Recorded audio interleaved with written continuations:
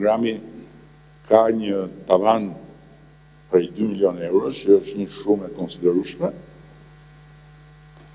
dhe do të ketë të gjithë mbështetjen tonë dhe të gjithë vëmendjen tonë në mënyrë sistematike. Për këtë arsye ne do të ngrem një task force, e cila do të jetë përbërë nga përfaqësues të qeverisë, të UNDP-s, edhe të shoqatës së bankave, për të analizuar në mënyrë periodike rezultatet dhe për të parë ku programi ka nevojë për ndërhyrje dhe ku ngec. Ne jemi gati të shkojmë deri në 1 miliard euro mbështetje.